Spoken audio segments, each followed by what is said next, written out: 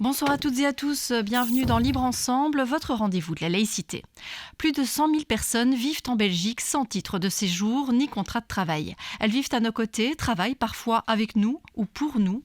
Leurs enfants vont à l'école et pourtant elles sont condamnées à la clandestinité, à l'insécurité permanente car elles ne disposent pas de titre de séjour légaux. Une série d'associations, d'artistes, de citoyens ont décidé de se mobiliser pour exiger des politiques une régularisation des personnes sans papier. Une action sera menée le vendredi 21 mars, journée mondiale de lutte contre le racisme. Et dans la continuité, le dimanche 23 mars, une manifestation nationale sera organisée à Bruxelles pour la lutte contre le racisme et les discriminations. On en parle dans notre émission ce soir. Libre Ensemble, Vinciane Colson, Jacques Nizin. Alors j'ai le plaisir d'accueillir en studio Pierre Galland, bonsoir. Bonsoir. Vous êtes président du Forum Nord-Sud, vous êtes à l'initiative de cette opération Stand Up for the Invisible, donc cet appel à mobilisation pour les personnes sans papier du 21 mars. À vos côtés, Sarah Deliemchine, bonsoir. Bonsoir. Vous êtes co-directrice du pacte Présence et Action culturelle. Et enfin, Serge Bagamboula, bonsoir. Bonsoir. Vous êtes porte-parole de la coordination des sans-papiers et membre du bureau d'études des sans-papiers. Alors, Pierre Galland, qu'est-ce qui vous a poussé à lancer un appel à mobilisation pour les personnes sans papier le 21 mars prochain ?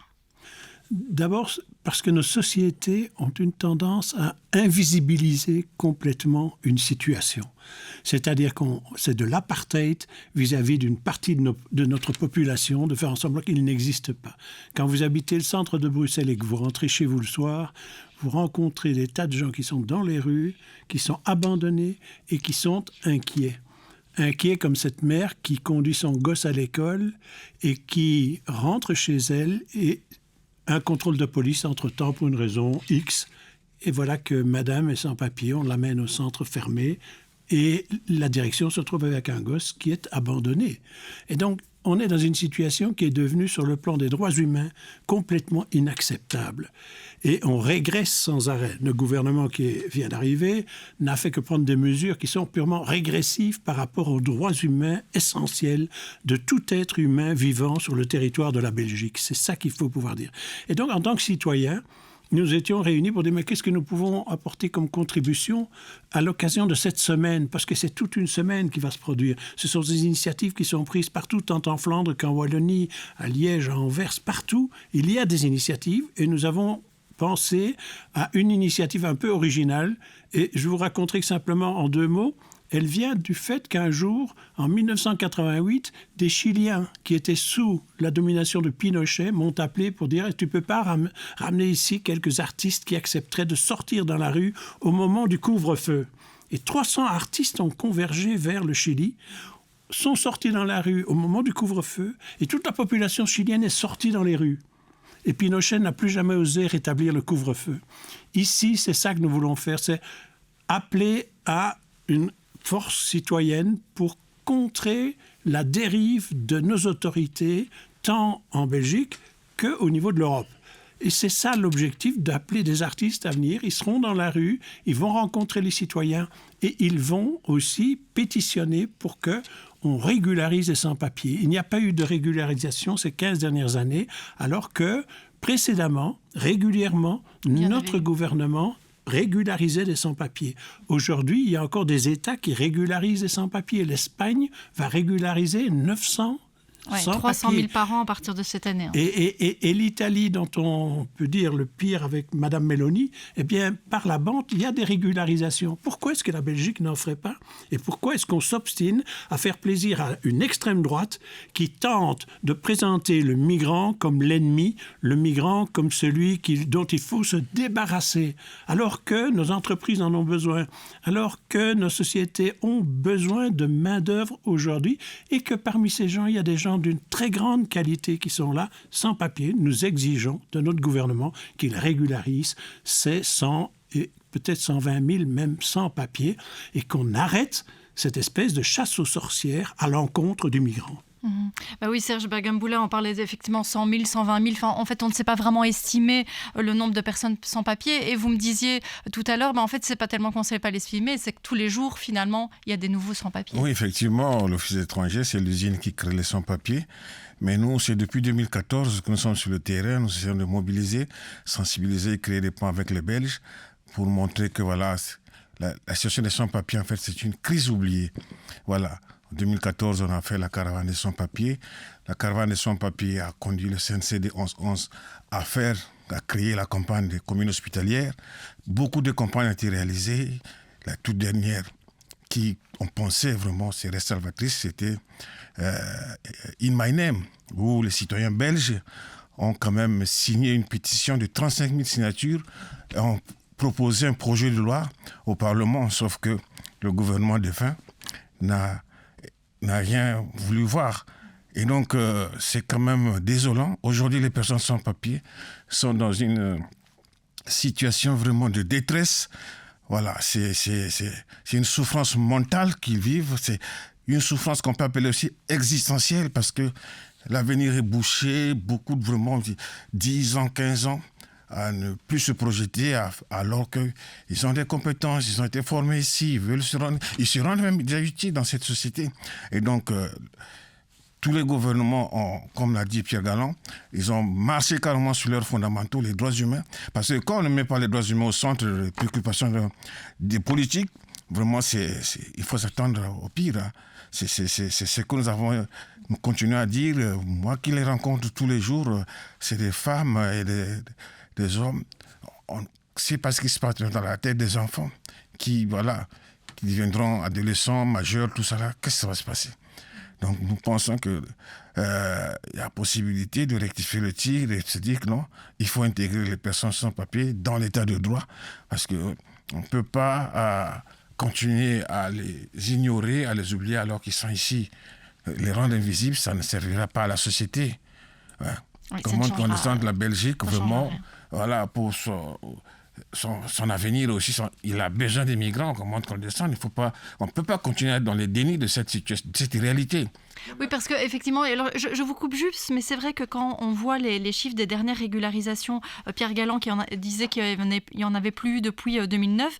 Et effectivement, avant, il y en avait eu une en 1974, une grande campagne de régularisation en 1999, donc en 2009. Et on voit que ça a eu des répercussions positives, même en termes économiques, en termes sociaux, au-delà même de la question des droits humains et de cette détresse dans laquelle se plongent ces gens. Il y a vraiment un effet positif sur la société. Ce n'est même pas les sans-papiers qui le disent, ce sont quand même les grands sachants, ceux qui donnent du savoir à l'université qui le disent, les géographes, les démographes, les sociologues, tout ça le disent. Régulariser les sans-papiers, c'est aussi apporter un plus dans la société.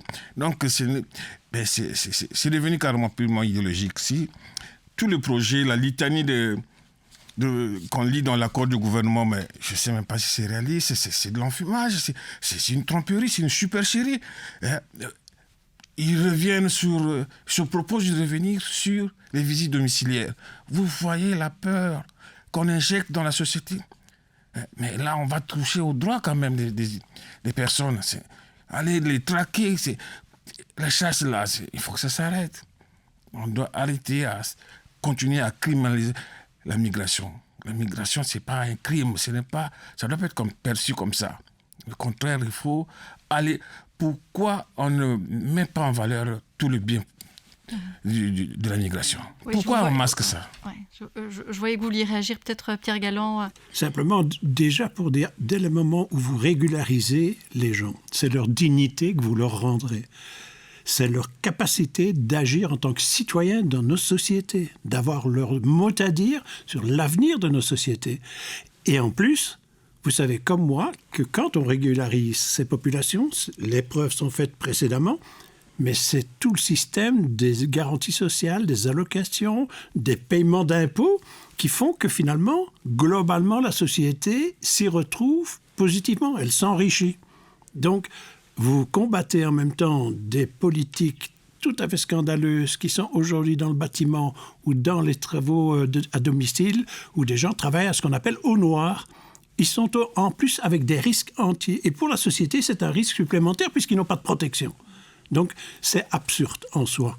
Et c'est contraire, c'est de l'inhumanité. Et ça, je pense qu'en tant que CAL, en tant que laïc, c'est pour nous une ambition permanente. C'est de rendre la dignité à l'être humain, ici, en l'occurrence, le migrant. Alors, Sarah de Liemchine, je vais vous donner la parole dans un instant parce qu'on va justement creuser un petit peu cet accord de gouvernement sur la question de la politique migratoire. Mais avant de vous donner la parole, je vous propose qu'on écoute Sotieta Ngo, directrice du CIRE, et Mehdi Kassou, porte-parole de la plateforme citoyenne de soutien aux réfugiés. Notre collègue Mehdi Toukabri, journaliste pour Espace de Liberté, les a rencontrés. Il nous parle de cette politique migratoire dite la plus stricte que la Belgique ait connue. On les écoute. La politique la plus stricte, on peut se dire, ben oui, un peu de fermeté, un peu d'économie, il va bien falloir passer par là. Quand on regarde les mesures qui sont envisagées, la présentation des phénomènes et des personnes en exil, en fait, il y a très clairement des idées d'extrême droite assumées par ce gouvernement où officiellement le parti d'extrême droite qui existe en Belgique, le Vlaams Belang, n'est pas présent. Alors ce serait malhonnête de dire que ce serait la première fois qu'on voit des idées d'extrême droite colorer la politique migratoire belge. Il me semble que c'était déjà à l'œuvre avant ce gouvernement Arizona, mais ici il y a une espèce d'avènement d'une vision stricte, selon certains, répressive et sécuritaire, qui relaye les idées, la vision de l'extrême droite dans ce chapitre relatif à la politique migratoire. Au moment du changement de nom du Vlaams Blok vers le Vlaams Belang, j'avais fait un travail d'analyse de ce changement d'identité et de ce qu'il racontait. Et j'avais, dans ce cadre-là, étudié et analysé le 70 Puntenplan du Vlaams Blok, qui a amené à la création du cordon sanitaire en Belgique, avec donc une décision claire du politique et des médias de garder l'extrême droite et ses idées dans l'opposition. J'ai un peu croisé les 65 points publiés par Theo Franken et le 70 Puntenplan, et au fait, on est sur un bingo, c'est-à-dire que quasiment toutes les propositions qui sont sur la table aujourd'hui, à une ou deux exceptions près, toutes sont en fait dans le 70 Puntenplan du Vlaams Blok. Et donc on a mais absolument tout, donc en retour immédiat des illégaux, signer des accords bilatéraux avec les pays d'origine, améliorer la coopération économique avec l'Europe, la Turquie, l'Afrique du Nord, ce qui veut dire en fait qu'on conditionne l'aide au développement à une posture de chien de garde de ces pays par rapport aux personnes migrantes. Donc la réorganisation de l'aide au développement, des politiques de découragement de l'immigration, ça c'est repris mot pour mot dans le 70 Puntenplan et c'est repris en l'état mot pour mot dans ce que Franken nous présentait. Donc on a, quand on parle de régression sur les droits, c'est important, mais on a surtout une régression sur le plan des idées, parce que les idées du Vlaams Blok, celles qui ont conduit au cordon sanitaire, sont aujourd'hui installées au 16 rue de la Loi. Et c'est, à mon sens, dramatique. Et oui, en fait, quand je parle de porosité des idées d'extrême droite sur la politique migratoire, c'est parce qu'on voit tous ces glissements. Il y a quand même ici dans ce chapitre migratoire le retour des visites domiciliaires. Moi je parle de rafles de personnes sans papier. À quel moment de notre histoire et sur quelle population on s'est permis d'aller chercher les gens chez eux, dans leur domicile en principe inviolable en Belgique, sur base de leur nationalité ou de leur statut administratif? Il faut quand même s'interroger, se poser des bonnes questions et voir l'évidence. Alors juste d'abord une précision, c'est si vous souhaitez lire l'intégralité de ces interviews, je vous renvoie vers le site d'Espace de Liberté, edl.laïcité.be. Je me tourne vers vous, Sarah de Liemchine. Est-ce que vous avez la même lecture que Mehdi Kassou et Sotieta Ngo de cet accord de gouvernement ? Effectivement, c'est un des accords les plus durs qu'on a eu à vivre en Belgique, avec des choses qui étaient déjà présentes précédemment, mais sur lesquelles les autorités avaient fait marche arrière grâce à des mobilisations associatives. Donc c'est bien de dire aussi que c'est pas parce que c'est dans l'accord que ce sera appliqué. Donc il faut continuer à se mobiliser. Les visites domiciliaires, c'était déjà là, ils avaient fait marche arrière. C'était déjà là sous le gouvernement Michel et sous la mobilisation citoyenne et aussi des juges d'instruction. Tout à fait. L'enfermement des enfants a déjà été mis en œuvre et puis ils ont refait marche arrière puisqu'ils ne respectaient pas le droit international. Donc c'est important de rappeler que ce qui est là, on a encore une mobilisation qui peut payer si on se mobilise tous et toutes. Mais c'est clair qu'on retrouve un catalogue d'horreurs et qui amène en fait à plusieurs dynamiques. D'une part, s'inscrire complètement dans la logique européenne, qui est une logique qui repousse en fait les frontières de l'Europe vers des pays dans lesquels on n'a aucune garantie en termes d'accueil et de migration. C'est aussi une logique logique européenne de renforcement de Frontex, dont on sait que c'est une forme d'armée européenne finalement qui ne dit pas son nom. Donc il y a eu tout un pacte migratoire européen qui est vraiment catastrophique de ce point de vue-là. Au lieu de jouer sur une solidarité entre les États qui peuvent ils peuvent effectivement accueillir des personnes en situation de migration, on va payer certains États pour qu'ils accueillent ceux que les autres ne veulent pas payer. Et donc, c'est purement la ligne de la Hongrie, en fait, dans laquelle la Belgique, aujourd'hui, s'inscrit. L'autre dynamique dans l'accord, c'est vraiment dissuader, en fait, les candidats à la migration en rendant les conditions pour introduire des dossiers, que ce soit en asile ou même en regroupement familial, extrêmement difficiles, tant d'un point de vue financier que d'un point de vue administratif. On va fouiller dans les téléphones des gens. Si les gens refusent de montrer leur téléphone pour vérifier qu'ils n'ont pas introduit des demandes ailleurs avant d'arriver en Belgique, leur demande est tout simplement non acceptée à la base. On va favoriser les retours dès que les personnes viennent de pays dans lesquels les conditions géopolitiques sont qualifiées d'acceptables. On va directement entamer des tentatives de retour. Donc, on est vraiment... À plein d'endroits, par exemple, les autorités disent on va rendre l'accueil le plus sobre possible. En fait, la manière dont c'est rédigé donne l'impression que les candidats à l'accueil et à la migration sont en fait criminalisés dès le départ. On est suspicieux à leur égard. Est-ce qu'ils ne sont pas en train de frauder ? Que veulent-ils venir faire chez nous ? Et donc, c'est aussi un certain discours effectivement d'extrême droite, voire fascisant, que de considérer l'autre, celui qui vient d'ailleurs, comme une menace, comme un danger, et de lui octroyer moins de droits qu'à des citoyens belges. Et quand c'est une autorité publique qui a ce type de discours et qui l'inscrit dans des accords de gouvernement, l'autorité publique doit assumer qu'en fait, elle installe un racisme en fait latent dans la société. Parce qu'elle dit, nous, autorité publique, on considère que ces populations-là, parce qu'elles sont non blanches, parce qu'elles viennent d'autres pays, ont moins de droits que les autres. Donc en fait, on officialise une pensée raciste à l'échelle d'un État. Et ça n'a pas commencé maintenant, puisque je rappelle que l'État belge est condamné plus de 10 000 fois parce qu'il ne garantit pas les conditions d'accueil en matière d'asile et migration. Quand un État est condamné par la justice plus de 10 000 fois parce qu'il ne donne pas les droits fondamentaux à une certaine population, cet État envoie à toute la population un message qui est cette population-là, en fait, est moins humaine que les autres, a moins de droits humains, et c'est vraiment encourager le racisme latent dont on sait ce qu'il produit par ailleurs. J'aimerais aussi dire qu'il y a des questions économiques sous-jacentes. Le matin, si vous habitez à Bruxelles et que vous allez près du canal, près du petit château, dès 6 heures du matin, il y a des centaines d'hommes majoritairement, mais les femmes vont travailler dans d'autres secteurs de manière tout aussi illégale, des centaines d'hommes qui sont chargés par des camionnettes et des entrepreneurs pour aller travailler sur des chantiers à moindre coût. Ce système économique, le gouvernement va le maintenir, voire l'accentuer, parce qu'on permettra moins aux demandeurs d'asile ou aux personnes en situation de migration de pouvoir avoir une activité économique légale. Donc, quelque part, le gouvernement, il crée une sous-classe de travailleurs sans droit, mais qui est là, à disposition pour certains secteurs d'activité, pour travailler à moindre coût. Et c'est toute la population qui en paye le prix. Parce que quand une catégorie professionnelle est sous-payée, n'a pas de droit, elle tire toutes les autres catégories professionnelles vers le bas. C'est pour ça que c'est un combat qui doit être mené par les associations de droits humains, mais aussi par les syndicats et par tous les travailleurs qui veulent garantir leurs droits. Si on accepte que les sans-papiers et les personnes en situation de migration soient traités comme ça, on accepte que toute la société voit les droits fondamentaux tirés vers le bas. C'est pour ça que c'est un combat qui est tout à fait universel. Alors j'ai envie de réagir sur plusieurs choses. Peut-être là vous parliez du fait qu'il fallait s'associer pour mener ce combat. Pierre Galland, c'est peut-être aussi un peu l'idée derrière cette initiative du 21 mars. On sait aussi que le 23 mars, il y aura une grande manifestation à Bruxelles contre le racisme et les discriminations. Aujourd'hui, c'est ça que vous essayez de mettre en place, une espèce de résistance au niveau des associations progressistes?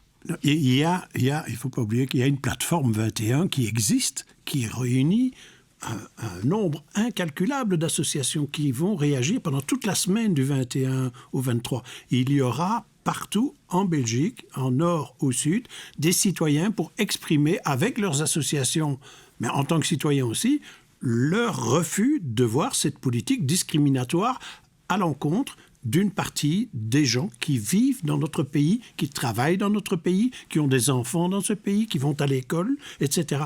Donc il y a cette réaction. Ce qui nous inquiète aujourd'hui, c'est ce que vient de dire Sarah. C'est que le programme gouvernemental est un programme qui va exactement à l'encontre de l'ensemble d'un dispositif respectueux des droits des gens et respectueux de notre propre législation. Il ne faut pas se tromper.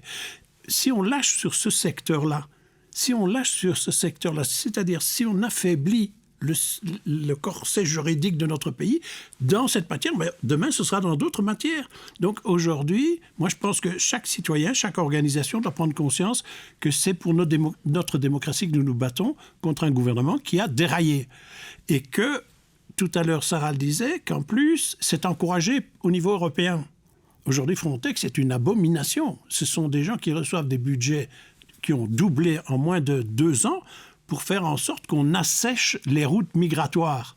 Dans le même temps, notre gouvernement réduit son aide au développement. Donc on rejette les gens chez eux, on réduit l'aide au développement, on les met dans des situations qui sont absolument à l'antithèse des idéaux de fraternité, des idéaux de solidarité et des droits humains que nous défendons. Oui, Serge Bagamboula, du coup, quels sont pour vous vos moyens d'action? Parce que, effectivement, vous rencontrez ces personnes sans papier qui sont désespérées aujourd'hui, j'imagine, face à cette politique migratoire qui est annoncée. Ce que nous disons auprès de ces personnes, l'abandon, ce n'est pas une option actuellement. Il faut être debout et voilà, continuer à créer des ponts avec les Belges, montrer que vous êtes des citoyens, participer aux activités. Voilà, rendez-vous est visible. Il y a le comité des femmes sans papier avec sa chorale qui essaie de porter cette voix.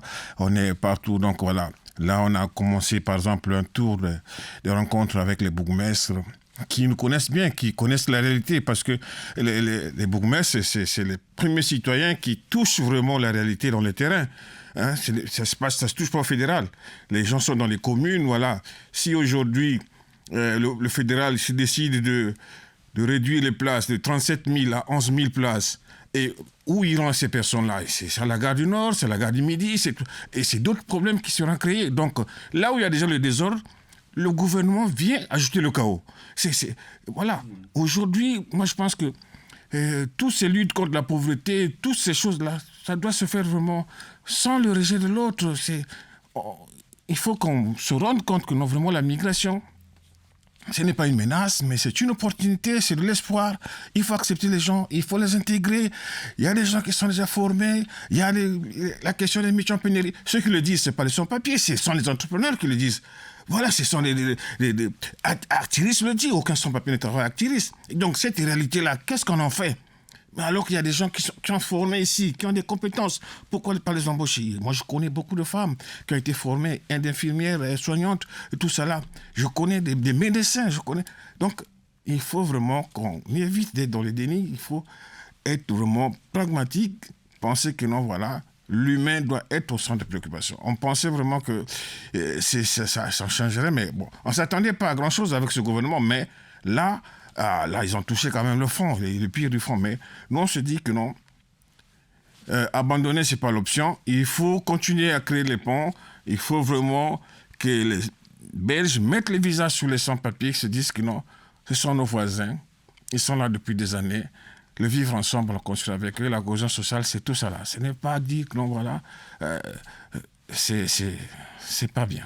Sarah de Liemchine, vous vouliez réagir? Oui, moi je voudrais dire aussi que je crois qu'on est beaucoup d'associations à travailler sur cette question et qu'il faut effectivement essayer de se rassembler. Il faut aussi en fait rendre aux citoyens sans papier, moi j'aime bien utiliser le mot citoyen sans papier, parce que je trouve que ça rappelle qu'ils ont une citoyenneté active en fait, c'est pas juste des personnes, ils se forment, ils travaillent, ils consomment, voilà, et donc il faut redonner un espace de parole comme sujet en fait aux citoyens sans papier.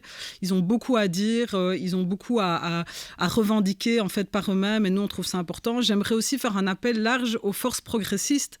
Ça fait très longtemps que je trouve qu'on a abandonné l'idée d'avoir un vrai projet par rapport à la migration à gauche. On est dans des discours et des programmes qui sont en face des discours de droite ou contre les discours de droite, mais on ne pense pas nous-mêmes la migration comme un enjeu de demain. dérèglements géopolitiques, dérèglements climatiques ne vont faire qu'accentuer de manière exponentielle les flux migratoires dans les 10, 15, 20 ans. Qu'allons-nous faire de cette situation ? Est-ce qu'on va augmenter les murs, faire de la Méditerranée un cimetière aquatique ? Est-ce que nous, force de gauche, on ne doit pas aussi réfléchir à la fois sur la question des droits humains, sur les questions démocratiques et sur les questions économiques, de faire de la migration un enjeu pour en fait rester dans une société humaniste telle qu'on la veut.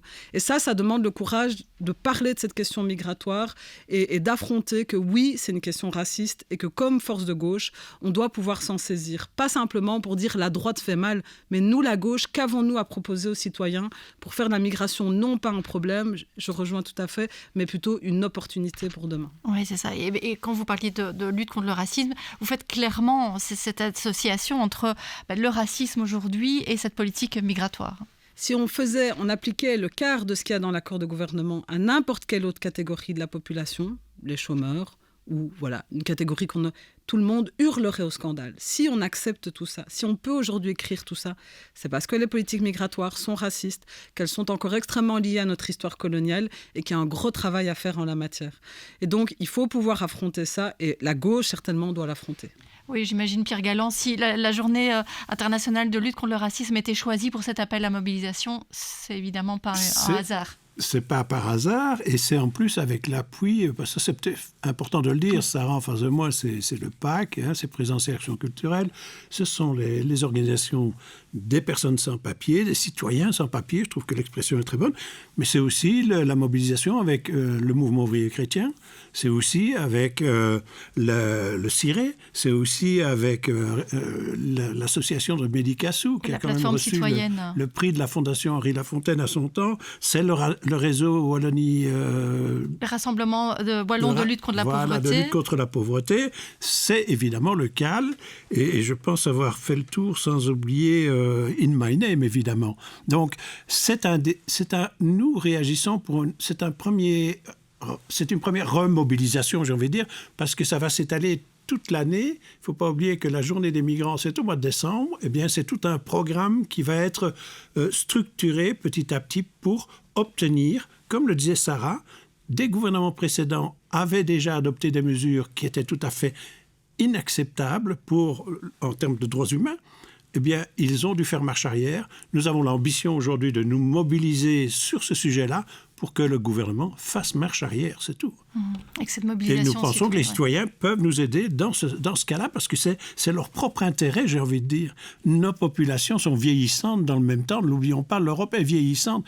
Donc, ces flux migratoires, quelque part, c'est aussi un apport constructif pour permettre à nos sociétés de poursuivre le bien-être que nous avons partagé jusqu'à présent et de permettre à des gens aussi de venir bénéficier chez nous de formation et de pouvoir, à la limite, rentrer chez eux dans un projet de coopération en développement. Donc c'est très large. Oui, et je terminerai peut-être avec vous, Serge Magamboula, peut-être redire ce que vous disiez, mais c'est vrai que vous, une partie de vos actions, c'est aussi sensibiliser le citoyen belge, remettre un visage sur les citoyens sans papier. Oui, tout à fait. Aujourd'hui, vraiment, nous interpellons les étudiants de s'approprier cette lutte, toutes les luttes universitaires, voilà. Et tout citoyen doit s'approprier cette lutte, voilà. Et le rejet de l'autre, ce n'est pas un héritage qu'on peut laisser aux générations futures, hein. Voilà, il faut quand même se dire que non, l'humanité est faite comme ça. La mondialisation dont on parle, il n'y a pas que les marchandises, les humains se déplacent et il en est autant. Voilà. Les gens s'offusquent aujourd'hui de voir les migrants venir, mais jamais on nous a montré les cargaisons du pétrole qui quittent le large du Congo-Brazzaville pour les côtes françaises. Mais ça, on doit s'offusquer de ça. Donc l'idée, c'est de se dire que non, voilà, on peut vivre ensemble, on peut construire ensemble et c'est possible.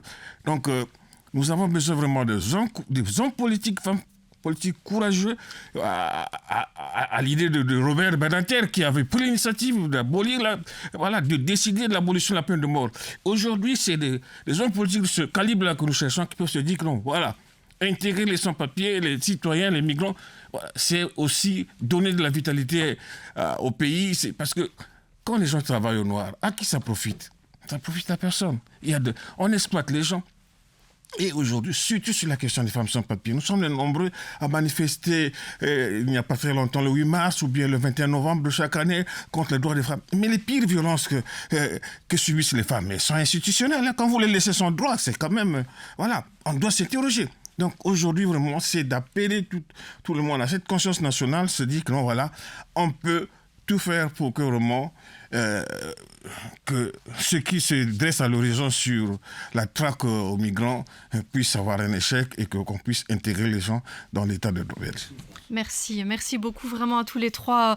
Alors je rappelle peut-être juste au niveau pratique, mais donc il y a cet appel à mobilisation des artistes, des citoyens le 21 mars. Il y a une pétition aussi qui est sur le site entreleslignes.be, donc www.entreleslignes.be. Et puis évidemment la coordination sans papier, le PAC, le CAL, toute une série d'autres associations mobilisées aussi pour ce 23 mars, manifestation nationale contre le racisme et les discriminations. Merci beaucoup à tous les trois. Je vous souhaite une belle soirée à tous. Merci. Merci. Merci.